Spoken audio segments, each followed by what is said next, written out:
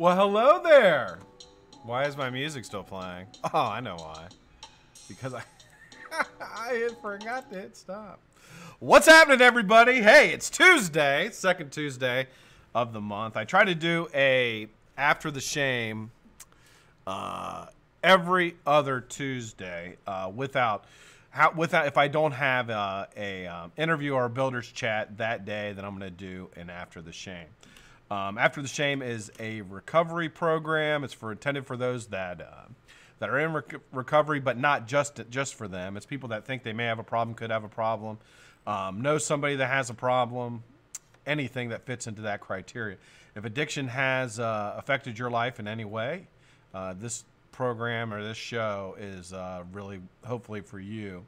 My name is Scott. I'm an alcoholic. I've been in recovery now about 2 years. My second try with that. Most of you guys already know that. I talk pretty extensively about it. So I try to bring some topics to the show. And today I want to talk about a couple different things. I want to talk about understanding why an addiction, why you became an addict. Trying to understand that, I think that's vital in figuring it out, whether you solve it or not, but at least figuring it out so that you know what are going to be some things that might spark that, or some triggers that may push you back into using or drinking. I also want to talk about, I always mention when I'm talking about recovery, the hardest time for me was day 31 through 90. So I want to touch on that a little bit and some things that I did during that time to stay motivated, to stay focused, and to stay sober. And then the last thing I want to talk about is something we're going to talk the majority of the time about. And it's something that is really up for a lot of debate. And I have my feelings on it, and I'm sure you have your feelings as well. But it's going to be about recreational use versus addiction, habit, however you want to name that. But I feel that there is a difference, and I just kind of want to talk about that and classifying those in my eyes for me versus, it could be for you, but I'm not speaking for you, obviously. All right, I'm in the woods. Yes, you guys are welcome to come in the woods. I try to give you a nice, easy, scenic background for this show. I don't know if I want the BlackCat coming at me. That's why I mentioned before I don't do the logos or any promoting when I'm doing this show, just because it is just, a recovery show, and I don't even know if people want to be associated with it. They may not. So I just leave it all blank when I do it. I don't think Don would care, or Jane, or Jesse for that matter, but I just take them off there when I do this show just out of respect. So anyway, it's great to see everybody. I'm going to look through the chat here and maybe real quick say hi to everybody real quickly, and then we'll jump right into it. Big G, how you doing? BlackCat, that's me. Chris Parks, holy shit. How you doing, Chris? Great to see you, man. I haven't seen you in a while. I'm glad you're here, brother. Thanks for joining. Clint Johnson, how you doing, man? Crazy Face McGee, what's up, Drew? How are you, buddy? Good to see you. Eddie T. Hell, what's going on, man? Good to see you. Nick Fenton, good to see you. Wimkowski, great to see you. Ian Thomas, glad you are here. James Capozzi, great to see you, man. Jane Dodd, what's up, Jane? How are you, honey? Great to see you. Jeff, hard last name to say. What's up, Jeff? How you doing? Joseph Searle, how you doing, man? Good to see you. Hopefully I can make this quick ride home for you, brother. Good to see you, man. JTH Reviews, good to see you. Mark Pro Vapes, great to see you. Mr. Pebble, how you doing, man? Nasty Coils, what's up, Ian? How are you, buddy? Randy, what's up, Randy? How are you? Good to see you. Subaru Nerd Vapes, great to see you, man. Todd Black, Tracy, and my brother from another mother, Mr. Woodtick Mike. How's everybody doing? Thanks so much for joining. I'm glad you guys are here. So the first topic I want to talk about is understanding why I became an alcoholic. And it's, I think a lot of the time I would just say that I really liked being drunk. And it was a lie, because I didn't like being drunk. I didn't like being a drunk at all. I mean, it was fucking awful. It really was. There was times, chronic alcoholism, as well as chronic anything, food addiction, drug addiction, gambling, is fucking awful. And I'll tell you, the last 4 years of my life before getting into recovery, I was sick every day. And not only sick, sick here, but sick here, everywhere. I did things that, I would not have done had I not been drinking. To people, to myself, things that just completely out of character. Those type of things that I did compounded me to kind of keep that cycle going, because I brought my self-esteem and my confidence of myself so low, and I thought so low of myself, and I couldn't separate what I had done drunk versus who I was. So I just became that. And it led me to do even worse things to people and even worse things to myself. Things that, you know, and became a person that I didn't want to be. One thing about that is, just because I was that way when I was drunk doesn't mean that I'm a bad person. It doesn't mean that's who I am today, because that's not who I am today. Once you get away from the alcohol long enough, or away from the drugs long enough, or whatever your addiction is, you get back into a realm of sanity, as much as we can be sane, because we're insane, honestly. Anybody who in recovery, you're insane. Your mind doesn't think the same way that everybody else's does, and it's okay.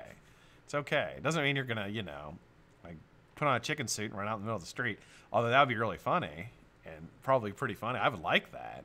But no, you're not going to do it. It doesn't mean you're criminally insane, but it does mean that your mind, the definition of insane is basically your mind doesn't think the same way that somebody who never had an addiction does. And I think that lends to that somebody who has never had an addiction has a really hard time understanding where you're coming from when you talk to them about it. So,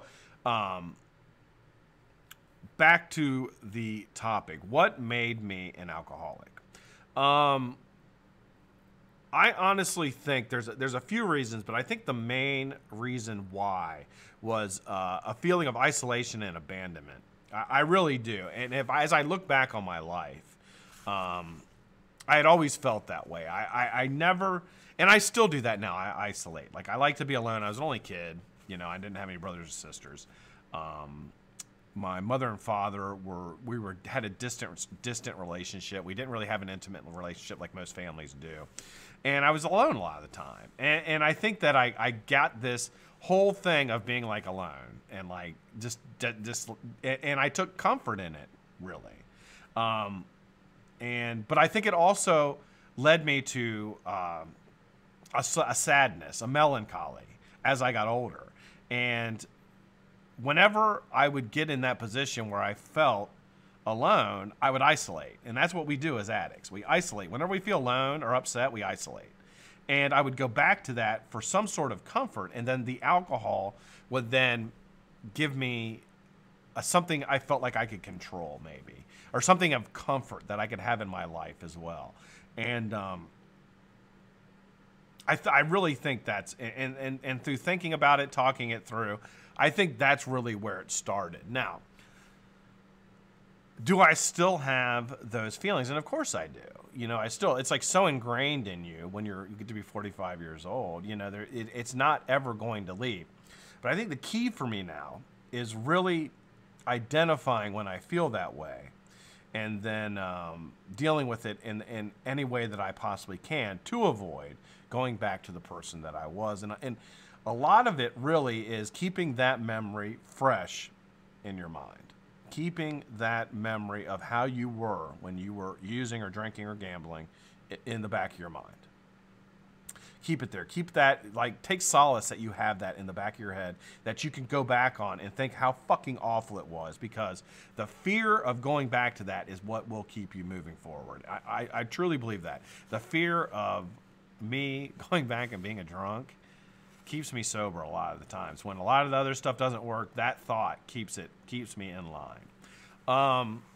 So for you, if you're going to get into recovery, if you've had enough, and nobody can make, so first off, nobody can make that decision for you. Okay, you have to make that decision yourself, because I can sit here till I'm, you know, red in the face and tell you that you need help, that you need somebody to help you, but that it doesn't matter until you believe that you do, till you've had enough, till you're done with it. That's the only time it's really going to work, because a lot of the programs, you know, you can get in a really good program, but you have to bust your ass. You really have to bust your ass to get through it, and it's a lot of work, and there's a lot of roadblocks, and there's a lot of bullshit you're going to have to deal with, and but you have to want it bad enough that you can do that. So that's my advice to anybody thinking about doing it. But ultimately, once you get in, you make that decision. Try to figure out what about yourself made you decide that using, drinking, gambling, whatever it is, brought you into addiction. So that's very, very key. Once in recovery, always in recovery. Absolutely, man. You never. It's not a curable disease. I mean, you can live in recovery. You can live with addiction, but you'll never be cured, ever. Which will go into our final topic, which is the one we're going to spend the majority of time on. These are just things that I kind of threw that I hadn't really touched on prior. I don't think I'd ever touched on the reason why I thought I drank, and I kind of wanted to get that out there for you guys to kind of understand me maybe a little bit more, kind of the way that I am, and maybe even relate to it a little bit. I don't know if people can relate to the feeling of isolation alone. I'm sure a lot of you can, but it's a feeling that a lot of us go through, especially a lot of us in recovery and a lot of us in addiction. We go through a lot of that. You spend a lot of time alone. Even when you're with people, you're alone. You feel alone. So that's a part of it. And getting past that, and moving past that, and accepting other people in your life. You know, a lot of times with that feeling of alone, it's because you have issues of trust with other people, whether it be romantically in a relationship or even friends, even family. You don't trust your family, and that brings you more into isolation. And I think that you have to grow internally where you can accept people not always doing what you think they should do. And what I mean by that is that, you know, you don't have to trust people fully. I don't think that that is a necessity of being in recovery. But I do think that you have to accept people how they are. And if somebody does something that you don't really like, you know, you just have to accept it and accept that that's who they are. And, you know, it doesn't mean you have to like them, but it doesn't mean you have to hate them or isolate from them either. You can still interact with them, but you know, you can keep that level of communication or interaction to a certain level, you know, not let it get up here or anything like that with that person. But don't just turn them away. That was kind of how I did with anybody. Anybody who wronged me, I just like out of my life. That's it, done. Being able to accept other people and accept their faults is part of being in recovery. Really is, because trust me, none of us are perfect. None of us are perfect. And that doesn't mean you have to put up with a bunch of bullshit either, though. And there is a fine line between that. And as somebody in recovery, you have to be able to draw that line. You have to be able to draw that line with people where you're like, you know what, I'm not going to deal with it. I'm not going to deal with that. That's just it. Drawing the line, you're done. Cut out. Goodbye. Maybe you let them back in your life like down the road. Maybe you don't. I mean, it's all about your own health and remembering that you're in recovery of a disease, and it's important that you keep that in mind, and things that could trigger you or push you into using again have to be completely removed from the situation. So, trying to read the chat as I go before I switch topics to make sure that I nail everything that you guys wanted to talk about.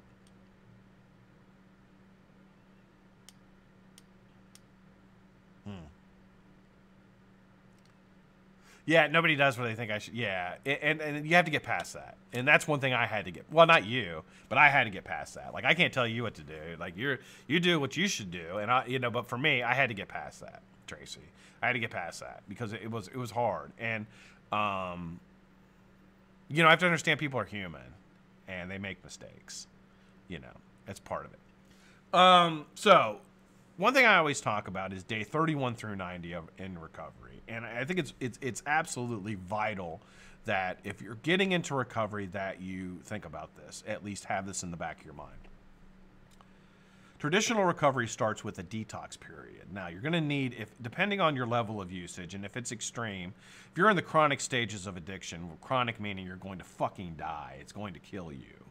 And you get to that point with alcohol, you know, you'll know when you're in that last stage. And I was in it. I knew it was coming. I knew I didn't have much longer time on this earth, and I wouldn't be alive now if I had kept drinking. I firmly believe that. I had about 6-7 months left before it was going to kill me. And with narcotics, if you're intravenously using them, you're constantly using them, then you've gotten to a point where you need a medical detox. And what if you have the option to enter to a treatment program? I highly suggest you do it. Now, not everybody has that option, and there's outpatient programs and things that you can use other than that. But let's stick with the traditional sense of inpatient treatment for, I don't know, 28 days, let's just say, or 20 days, 25 days. So after you leave your detox, you're going to enter a treatment facility, and the treatment facility will typically, you'll do like group sessions, you'll do some individual sessions.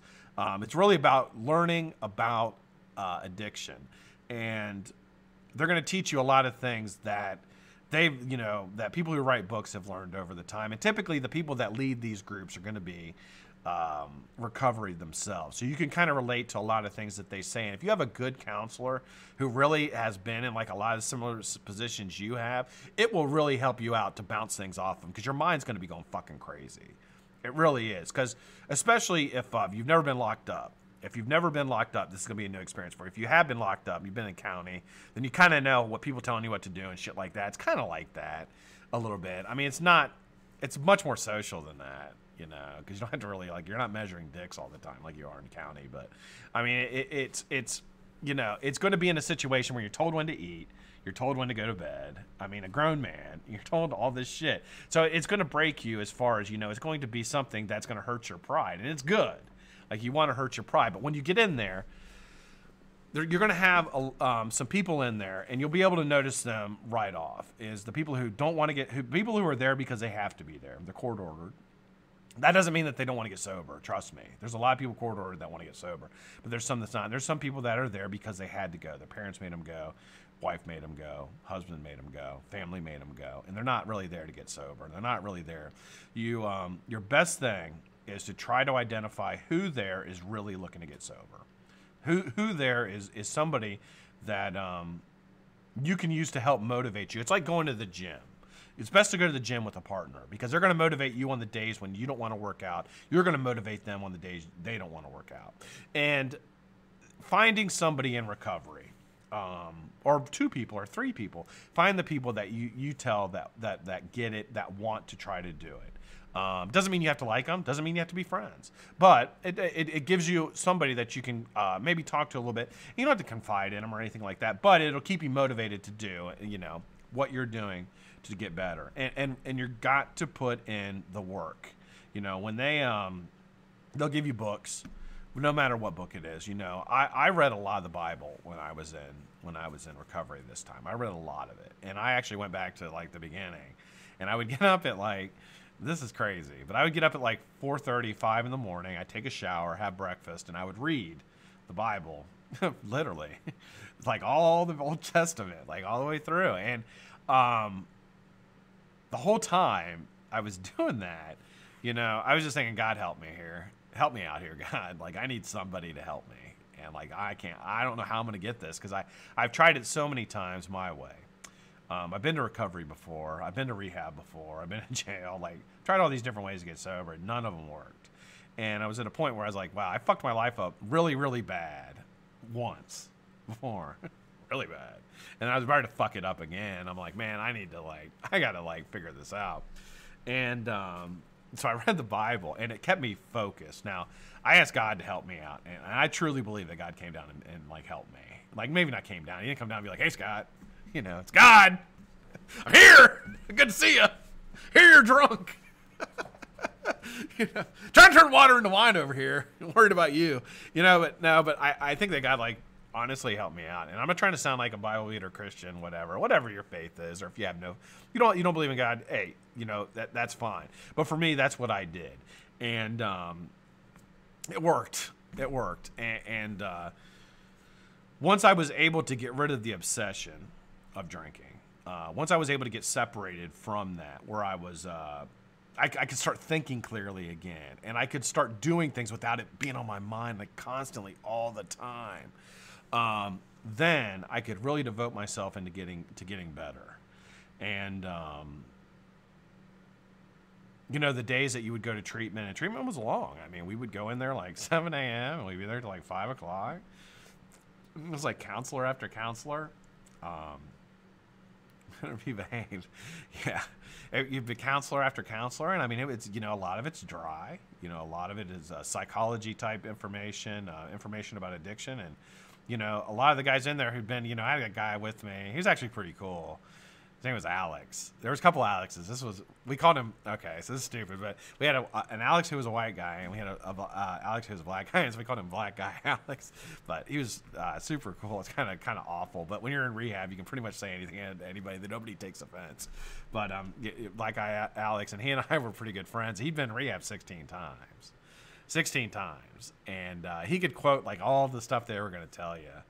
And so I talked to him quite a bit, but it's not so much about learning it like Alex did, because Alex went back out. Like we got out. He got at the same time I did, and he was back out within weeks, and he just wasn't ready. He just wasn't ready to get sober.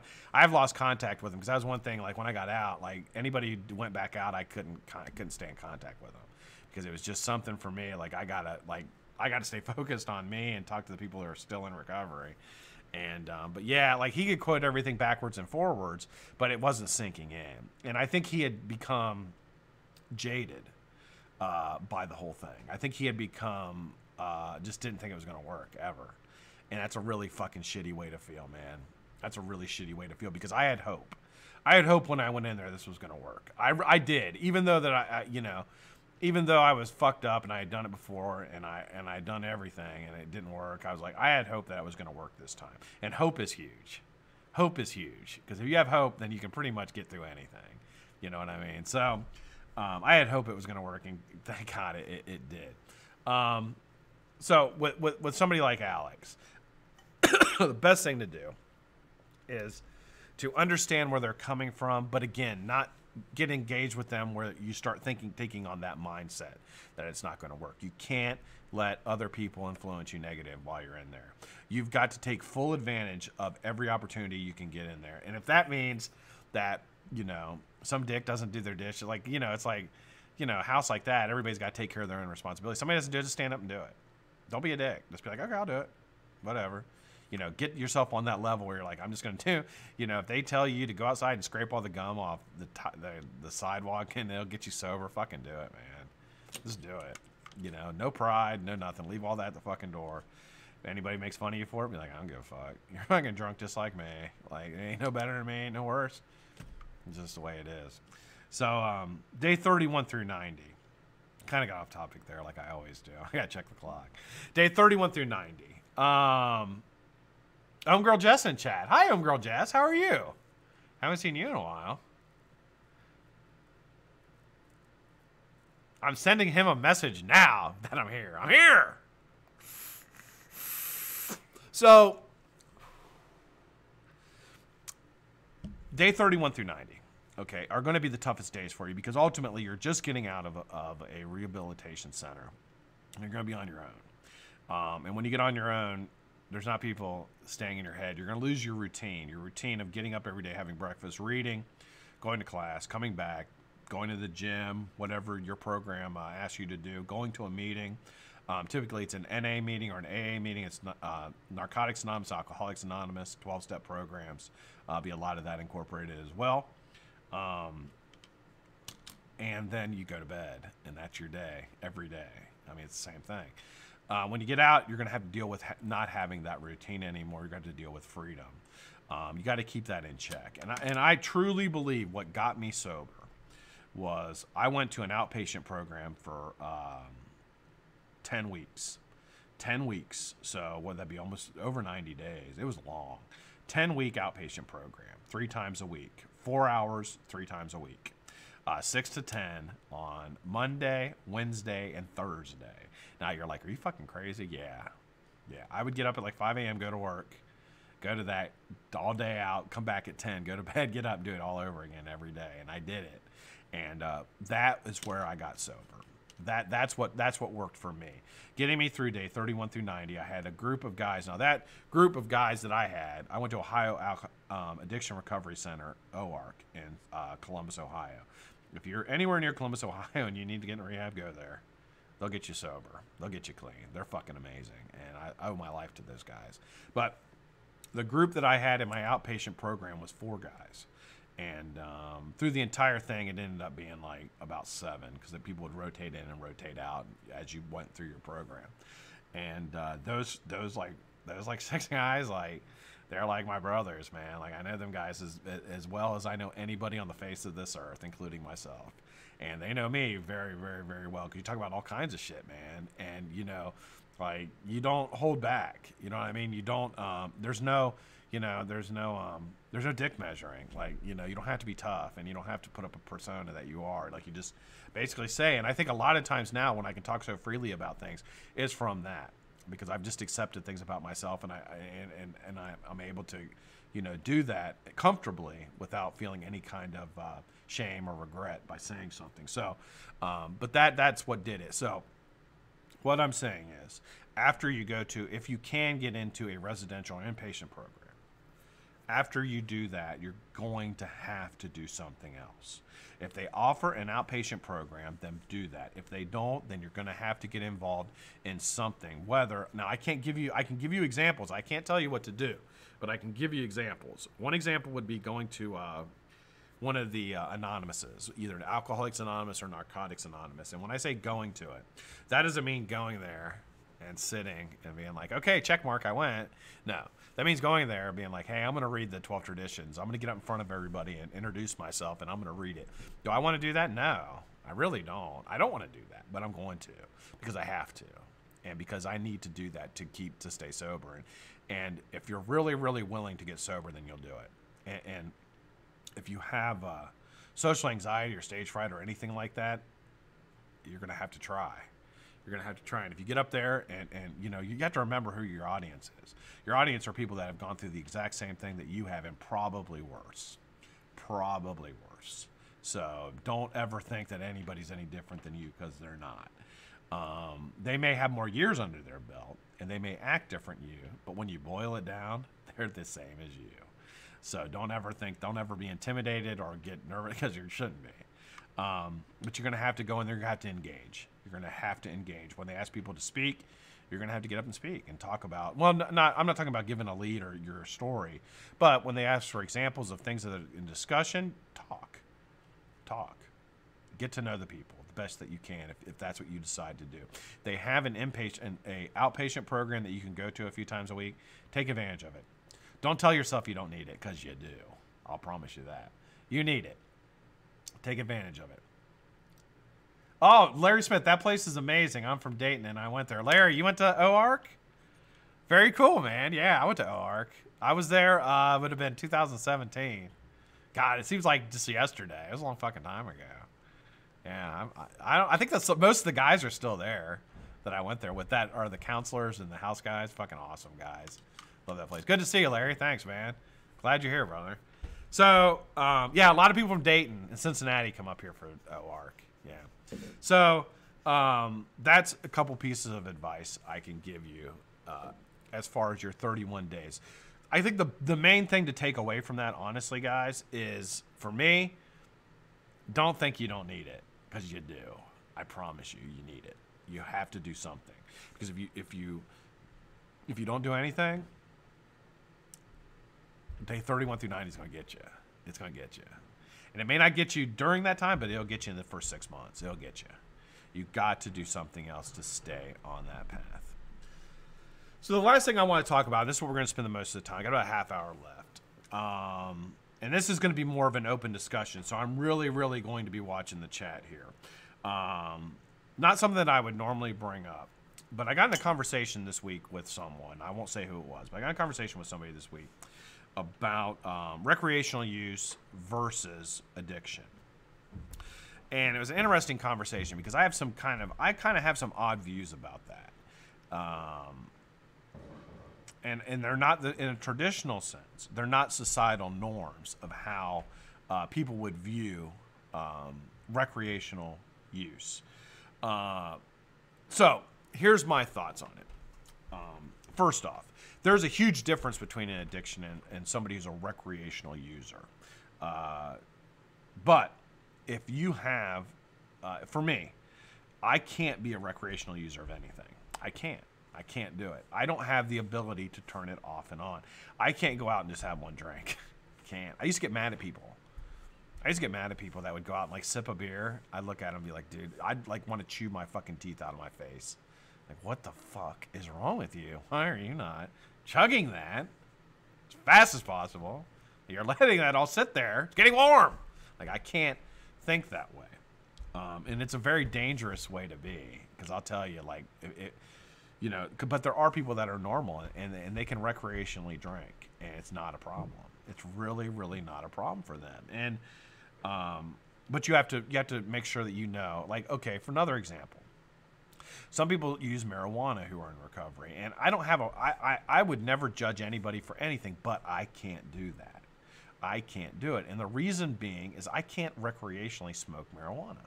Even though there's much less, you know, damage to your body by smoking marijuana than there is by drinking. I mean, drinking's 10 times worse for you than smoking marijuana is. Let's just get that on the table.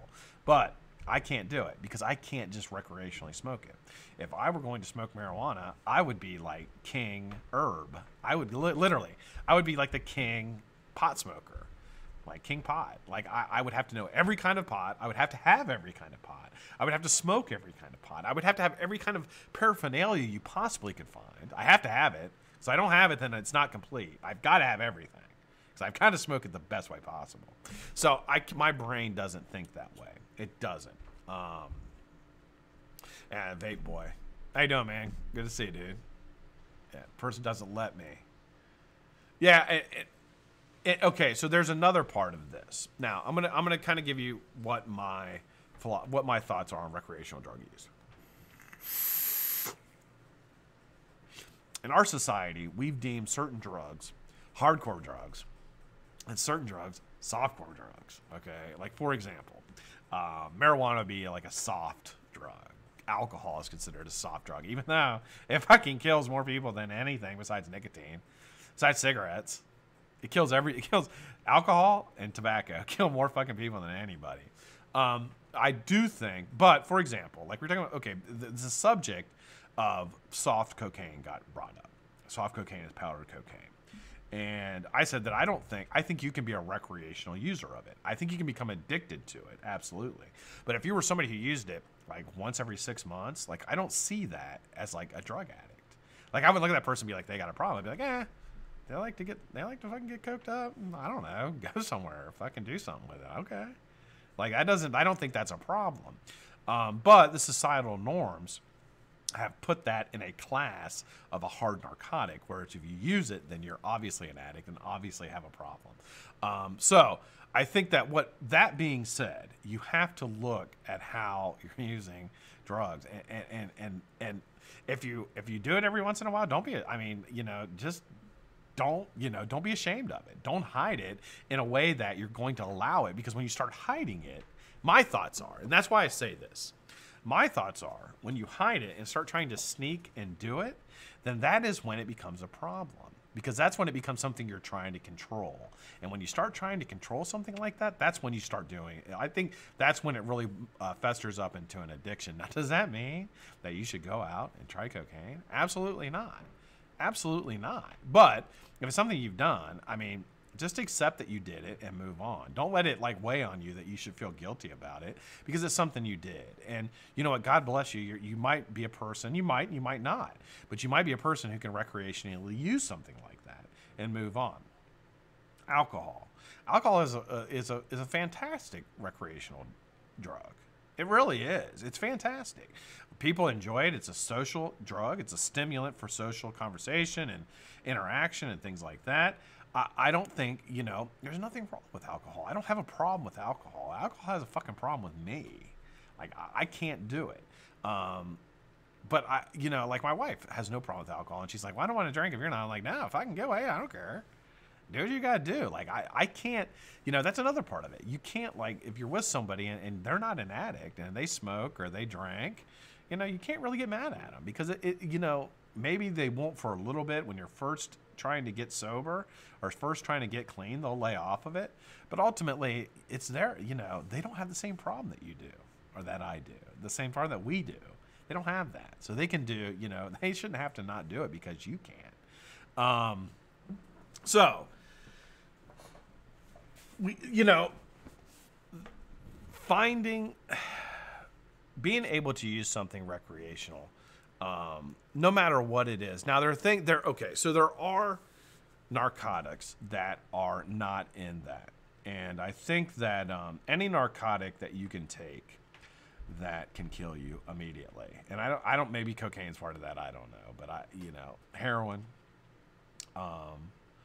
working up to that with the Percocets and things of that nature, opiates in general. Another thing really is benzos are not something you really want to fuck with, even though they're prescribed by a doctor. They really probably should be a little bit more stringently regulated, because those motherfuckers can really get you addicted and really mess you up quickly, as well as opiates. And of course, like methamphetamine, like anything like that's when you're really getting into a realm where use it once or twice can fucking kill you, man. And that is something that's not really good for recreational use, obviously. And that's not something that, like, if somebody came to me and they're like, yeah, I recreationally use, well, and talking about hallucinogens and things of that nature, some people use hallucinogens. I know a guy who's addicted to PCP, pretty crazy, but I've never met anybody who's addicted to LSD. I think that LSD is, for me, I've tried it. I think it just wasn't enjoyable for me. I just didn't like it. And I decided I tried it and never used it again. It just wasn't for me. I also think that there's, I think with a narcotic like LSD, you're playing with fire. If you have a predetermined medical, if you're predisposed to mental illness, something like LSD can really push you over the edge. And you hear people having bad trips, never coming back. Well, it's not that it's that they fucking lost their minds, So you're kind of playing with fire when you use that, and it's not something that I think anybody should really mess with, honestly. But some people love it, and some people think that they can. Some people think they can do it and move on. I don't really think that's something that's intelligent to do, because it really is. With something like that, with something like LSD, and really, quite frankly, with any kind of street bought narcotic, you don't know what it is. Like, they can fucking tell you what you want to think it is, but you don't know, and you also don't know dosage level, and that's a major thing. And that's what I think that's what gets kids a lot of times. They don't understand the dosage levels, and they think they can take more than they should. And that's when they get really, really bad experiences, and God forbid end up in the hospital or maybe jail if they're lucky. So that's all things that play into using those type of narcotics.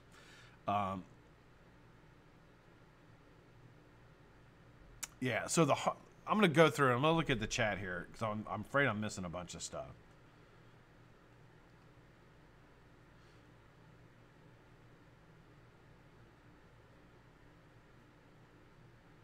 Yeah, so there's no control, right? Like Perry said, there's no control of usage for an addict. You don't control it. Like, once you, and that's a mind frame that I think a lot of people get into. That's very, very dangerous for an addict, is when you think you can control it. And I'll give you an example.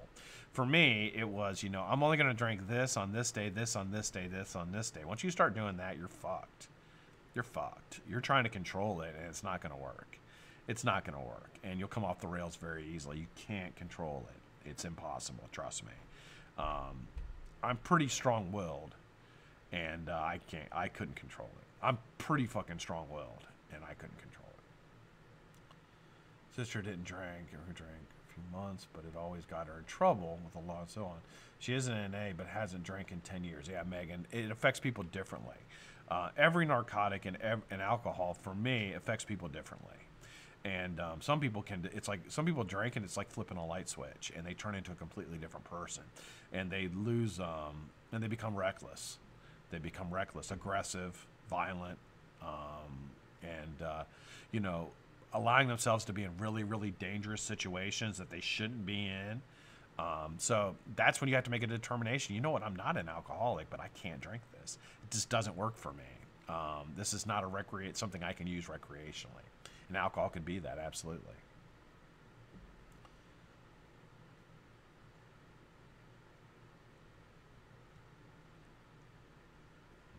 Hates having morphine. So I got a lot of good comments here, guys. Nick says, and you pissed most of that out. I'm not sure what you're talking about. Probably beer, maybe alcohol. I don't know. Nat says my wife uses morphine as well as antipsychotics, and she hates having to take the morphine for the risk of getting addicted. Yeah, morphine's very addictive. Morphine is a, morphine's a term end type medication, man. Like, that's not a long-term medication, right? So, I mean, I don't believe it is. Some people think they can. It isn't a substance you want to fuck around with. Absolutely. Been waiting for Scott to re-chat. Blue finishes chemo and radiation. Currently under remission. Scans again in 3 months. Sorry to spam chat, y'all. I just wanted Scott to see us. Oh, well, great, Jess. I'm very happy for Blue. A lot of people care about Blue. That's for sure, Jess. I'm very happy to hear that. I'm glad. Hopefully you're back. I'd like to see you back. Good to see you. Give Blue my best, man. Awesome. 4 years. Congratulations, Mike.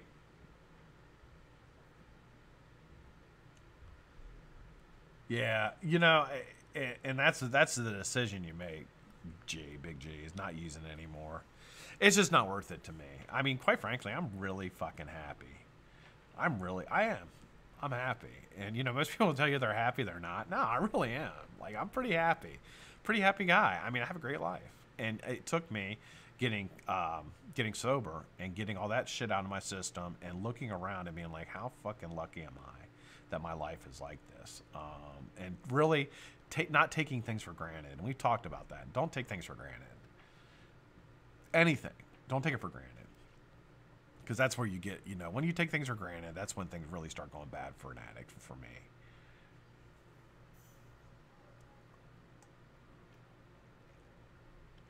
Thank you, Doug. Congratulations, Doug. Good to see you, man. Congratulations on 5 months, dude. Can't wait for 6. It's real close. This is a short month.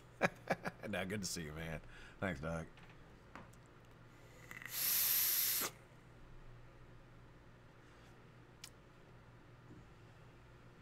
Yeah, so JFM says you cannot withdraw from opiates without help, at least in my case. I tried time without detox. I would start withdrawing to the point I thought I would die and ended up taking more. Yeah, I mean, get help from detox, and that's another. Opiates, I've never withdrawn from opiate. Well, I can't say that. I had a little opiate thing going for a while back in like 2008-ish, and it was it was more of this than anything. Alcohol was always a physical withdrawal, and it's terrible. It's fucking chronic alcoholism withdrawal is fucking terrible. It can kill you. It can send you into a seizure. You can fucking die. And but the opiate withdrawal was more of a mental fuck where I could not rationally think about anything. I could not rationally gather myself, and it's terrifying. It's fucking terrifying. And I didn't go back. I did a cold turkey. Like I didn't take, and it wasn't that bad. It wasn't really that bad. I didn't get that deep into it, thank God. But yeah. Sounds good, Ian.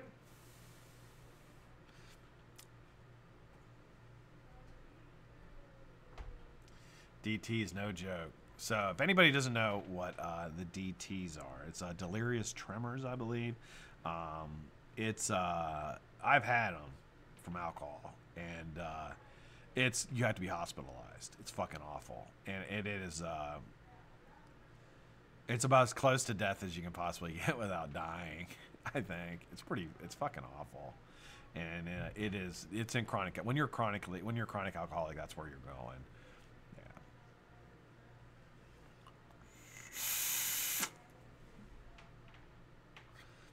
Yeah. There are 12 steps for that. Absolutely.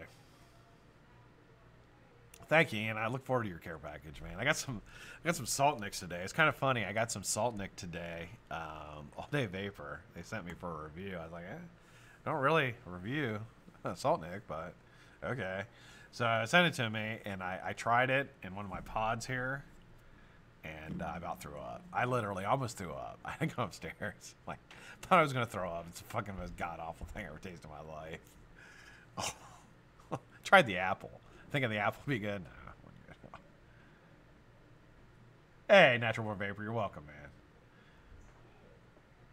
What do you know about Salt Nick? I vape Salt Nick. Yeah, I like salt egg. I just don't like it when it tastes like that. Nah, I don't like it.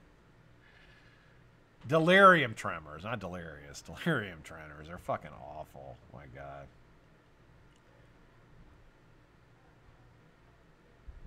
Yeah, I mean, for me, I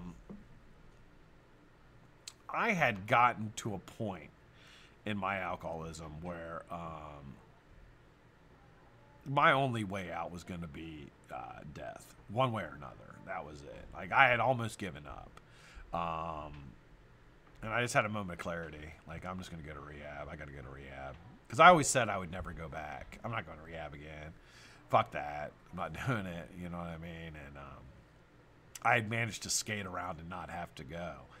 And I just got to a point where I was getting ready to lose everything again. And it was all my fault. And you know, an alcoholic or an addict we can blame anybody for anything except ourselves. We're really fucking good at that. We really are. And I couldn't blame anything on anybody anymore. It was done. And I just had a moment of clarity. I said, fuck it, I'll go. And like, my wife like jumped on the phone, and like, I had a car like waiting for me, and like literally it was like an hour, and I was gone my way. And you know, once I made that decision to go, then I said, you know what? I'm going to give it everything I got. I'm going to give this everything I got, and I'm going to try to figure it out this time. And it's gotten me this far. So, yeah, I'm just sick and tired of being sick and tired. I mean, I was probably that way before. I was sick all the time. All the time, man. I mean, you're basically poisoning yourself over and over and over again. Your body starts breaking down. I mean, and, you know, I'm not a young man. You know what I mean? So you really it starts affecting you physically. Mentally, you're just a fucking mess. Just a mess mentally. Like, it just does a number on you.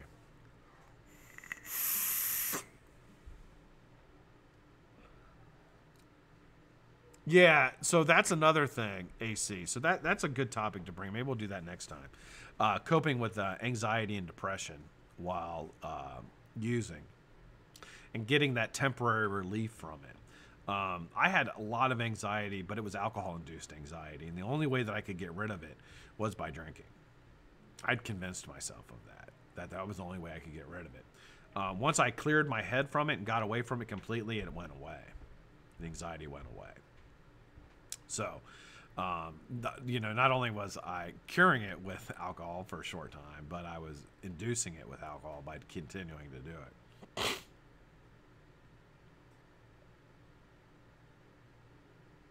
Yeah, keep your hands from shaking. It's embarrassing. It's embarrassing, JFM. Yeah. Going to, you know, when you're an alcoholic, it affects your central nervous system, and it's the central nervous system depressant. So when you stop drinking for a short time or a long time, your central nervous system like goes, hey, wakes back up, and it causes you to shake. And I can remember being and doing presentations. I'd be sitting there, my hands be shaking. And, you know, people would be like, what the fuck is wrong with this guy? When I was in rehab, same thing. You just shake, man. You just try to grab your hand. And, you know, now I'm steady as a fucking cucumber. You know, I'm steady now. But for a while, I was that way for about 6 months, at least. My hand shook. Until I finally got a hold of it. Until it finally just stopped. One day it just stopped, and I don't shake anymore.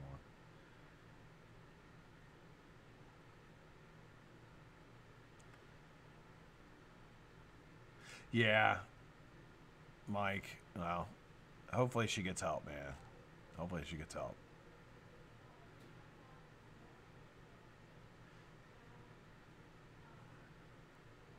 Yeah, AC, you can do it, man. You can do it. Got to make, you know. Only thing I can suggest is find something recovery based that you can get into, that you can talk to people about it. That you can talk to people comfortably about how you're feeling, and you'll find that you're not unique. You're feeling the exact same way that everybody else is. No matter how they carry it, they're feeling the exact same way. When you boil it down, they're exactly like you. I'm exactly like you. We're exactly like each other when you boil it down.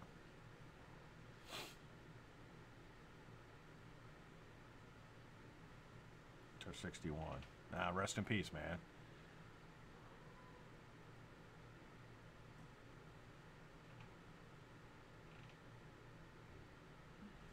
Yep, till the money ran out. Yep.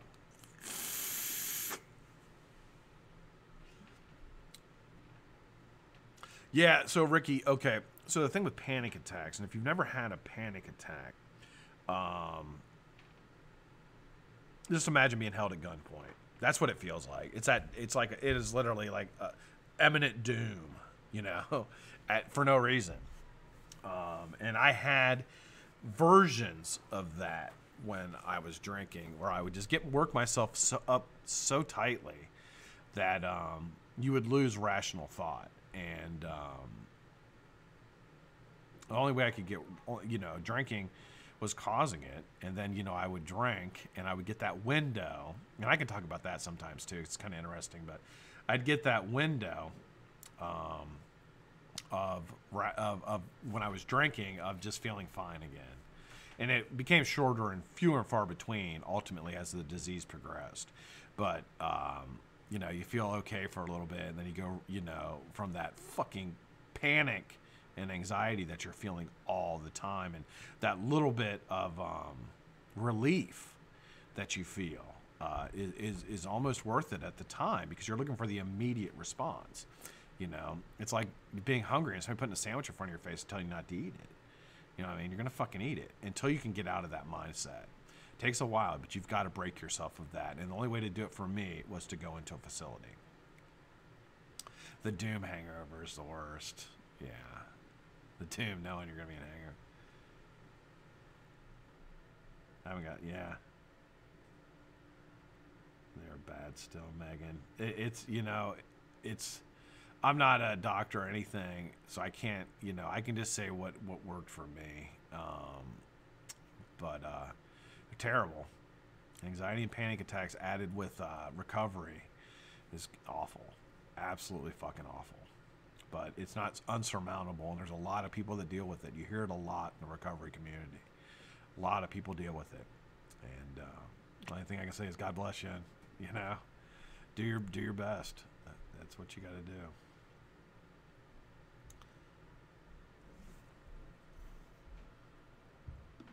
3 grams of coke. Cocaine and alcoholism go hand in hand, and I never really got into it, but a lot of people do. A lot of people do, because it lets you drink longer. Counteracts the passing out. You're gonna be able to do some cocaine. It will lift you back up in order so you can drink more.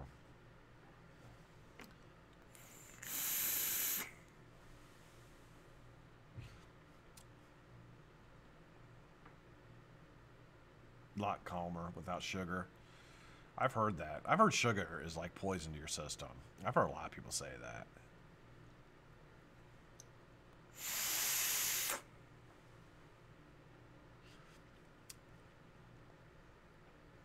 Al-Anon, yep. I have a neutron daily for schizophrenia-induced tardic dyslip. I'm not sure what that is, Vape Boy. Not sure what that is. I can't even say it.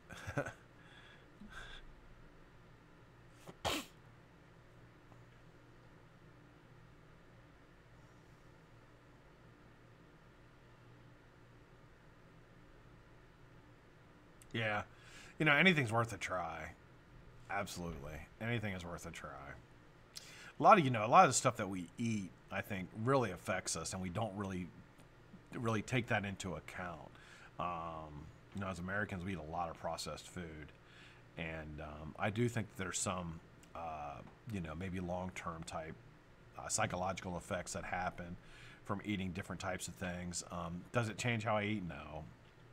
I still eat the same way I always have. But I do think that that's a legitimate thought.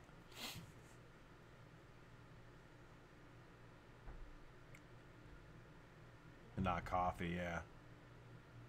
I drink a lot of caffeine. A lot of us in recovery drink a lot of caffeine, a lot of nicotine. You'll notice, like, I'm always vaping. Like, I'm a fucking chain vapor. Like, same with cigarettes. I loved cigarettes. Oh my God. Even when I was sober, like, the first time, Because I vaped this time, thank God. But the first time I got sober, man, I smoked a lot, like 3-4 packs a day, man, one after another. I didn't know about vaping. That's 2009. I didn't know anything about vaping then. I think it might have been available. I just didn't think it was worth it. Yeah, Al-Anon is for people, for family members. Yep, you got it.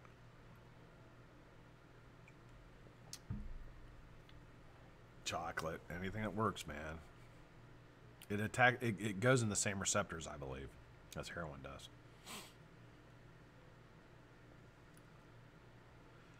Yep.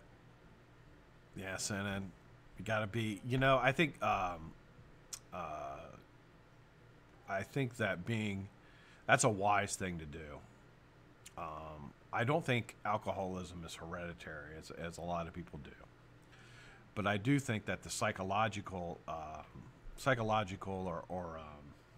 not psychological, but a lot of the mental type illnesses are hereditary, and a lot of those are responsible for addiction. So I think that it kind of plays hand in hand, that a person of an alcoholic will be an alcoholic themselves. Or son or daughter of an alcoholic will be an alcoholic themselves. That's kind of how I see that plays into each other. I don't think that there's so much a alcoholic gene. Like my mom would always say there's an alcoholic gene. I have alcoholics in my family, both sides. And my mom always thought there was an alcoholic gene. I don't know so much that it's that, but I do think that certain mental illnesses are more predisposed to alcoholism and addiction. And if left untreated, can kind of guide you down that road, because you're always looking for something to make, you know, like when you're feeling anxiety, depression, you're always looking for something to make you feel better. And if alcohol works, you're going to use it, you know, or at drugs you work, they're going to use it. So, yeah. So, genetic depression is hereditary, absolutely. Blackouts, sure.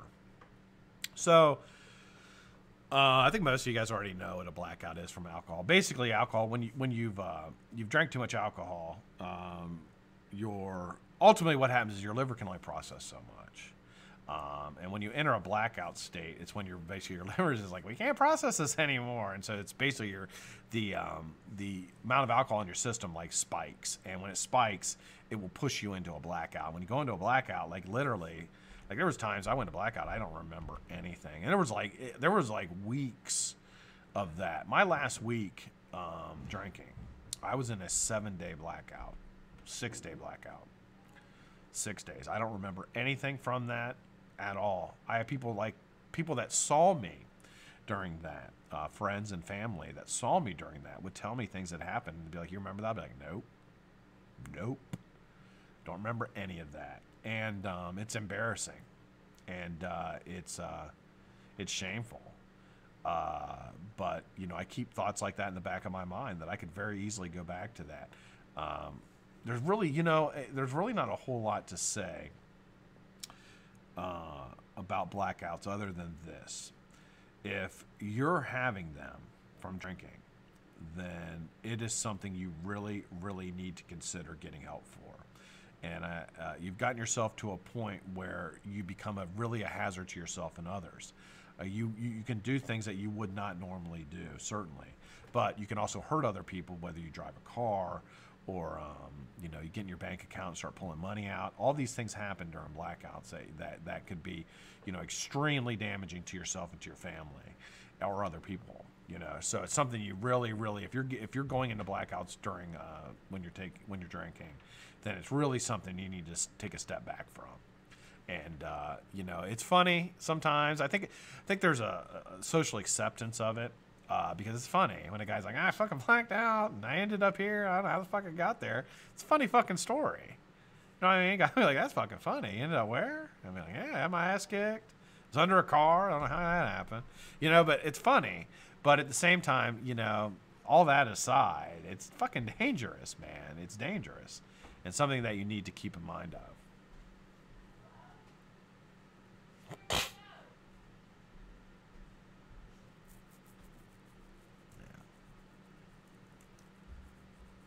Well, I tell you what, 6 o'clock on the dot. Time to rock. Now, we're going to talk a little bit of business here before I jump off. First off, I want to say thank you, everybody, for joining. When I first started doing these, I didn't know. Oh, shit, I got giveaways. Son of a bitch. I almost forgot. All right, let's do these giveaways real quick. I got 2 giveaways I'm doing today. I also have a waffle for a Brizzo up on my Facebook page. There's only 2 slots left. 2 slots left. Those 2 slots come in today. I'm closing it, and I'm going to run it tonight. So if you want a Brizzo for it's like $10, get in there, get in the waffle. It's going. I also have a waffle up for an SQ Evil limited edition number 53. There's only 100 of these made. $20 a slot for that one. So check it out on the Facebook page listed below. Jump in there. If you guys close it out today, I will do that. You really don't have to stick around for the giveaway because it's already put a number in. I'm going back to the yesterday's episodes to look at the numbers, and then I'll pull a number and we'll be out of here. I'm going to pull 2, and we'll have 2 winners, and that's it. Or I guess I could do it tomorrow. I'll do 1. How many do I have? I have 1, 2, 3, 4, 5, 6, 7. I have 7 giveaways left this week. 7. Tomorrow I can do some giveaways. So let's do 1. We'll do 1, and then that's what we'll call for today. So let me get up a menu here. I'm gonna go breaking out in here while I do this. My computer will freeze.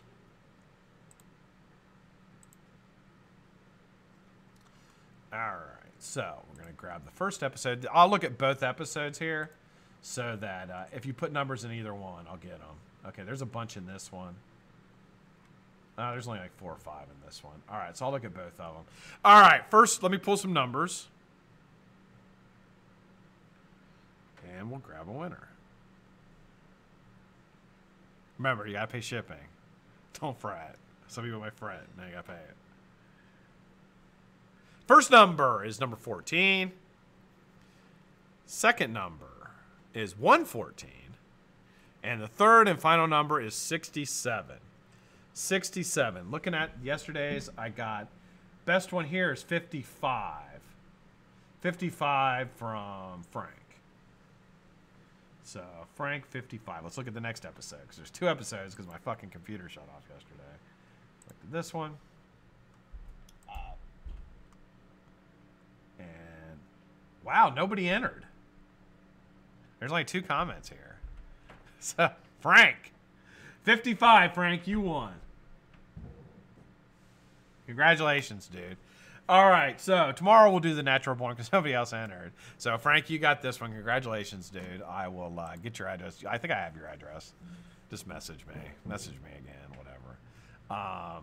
You got coils from Call Me Mister. Congratulations. Tomorrow we'll do giveaways. Now, if you want to enter tomorrow's giveaway, put in a comment in today's episode between 1 and 150, and I'll get you in for tomorrow's giveaway for Natural Born Vapor. We're also going to do giveaway tomorrow for AC, Anarchy Coiled, and Blended Styles. Get over to the Facebook page and enter the waffles, and I'll run them tonight and give you guys some free shit. Or, well, some winnings, all right? Love you guys. Hope you guys have a fantastic night. If you're in recovery, stay strong. And I promise I will, too. I'll see you tomorrow on the Vape at 5 with the review of the Hot Rod. Have a good night, guys.